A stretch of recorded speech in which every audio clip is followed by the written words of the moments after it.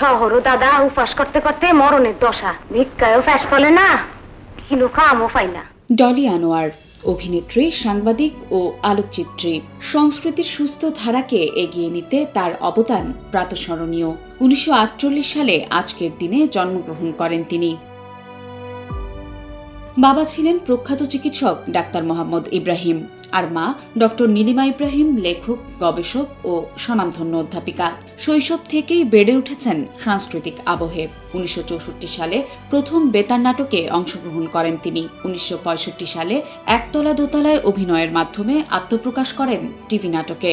ক্রমে নিজেকে প্রতিষ্ঠিত করেন প্রথিতযশা নাট্যশিল্পী হিসেবে। যতদিন তোর মামু বাচ্চা ছিল রাখছে। প্রতিভার গুণে অভিনয়ে তিনি নিজস্ব একটি ধারা তৈরি করতে সক্ষম হয়েছিলেন। তার অভিনীত উল্লেখযোগ্য টিভি নাটক বকুলপুর কত দূর, শেষ বিকেলের মেয়ে, জোনাকি জলে, চরিত্রহীন, কঙ্কাল, দুয়ে দুয়ে চার, চিঠি, রোজ রোজ, স্বপ্নের সীমানা, সোনার শিকল, আরেক বসন্ত, সূর্যাস্তের পর, সমুদ্র অনেক দূর প্রভৃতি। ডলি আনোয়ারের অভিনয়ের চূড়ান্ত প্রকাশ দেখা যায় সূর্য দিঘল বাড়িতে।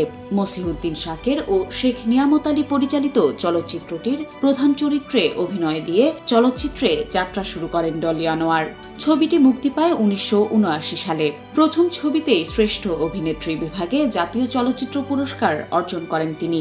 তার অভিনীত দ্বিতীয় ছবি দহন মুক্তি পায় 1985 সালে। পরিচালনা করেন শেখ নিয়ামত আলী। তৃতীয় ও স্বল্পদৈর্ঘ্য ছবি হুলিয়া 1989 সালে মুক্তি পায়। পরিচালনা করেছেন তানভীর মোকাম্মেল।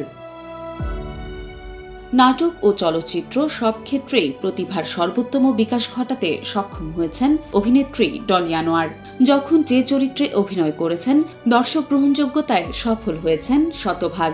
জনপ্রিয়তা ও প্রশংসার শীর্ষস্থানে নিজের আসন পাকাপোক্ত করেছেন তিনি। অনন্য প্রতিভার অধিকারী ডলি আনোয়ার। শিল্প সংস্কৃতির অন্যান্য শাখাতেও তার ছিল স্বচ্ছন্দ বিচরণ। দেশের মহিলা আলোকচিত্রী হিসেবে তখনকার সময়ে তিনি ছিলেন বেশ প্রাগ্রসর। ফটোগ্রাফিতে লাভ করেছিলেন আন্তর্জাতিক ইউনেস্কো পুরস্কার। সাংবাদিকতার সঙ্গেও যুক্ত ছিলেন তিনি। 7 দিন নামে সাপ্তাহিক একটি পত্রিকার সম্পাদকও ছিলেন তিনি।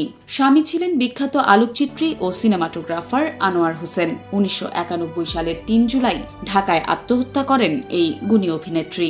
মৃত্যুকালে তার বয়স হয়েছিল মাত্র 43 বছর। প্রতিভাবান এ অভিনেত্রীর স্মৃতির প্রতি বণিক বার্তার পক্ষ থেকে জানাই গভীর শ্রদ্ধা।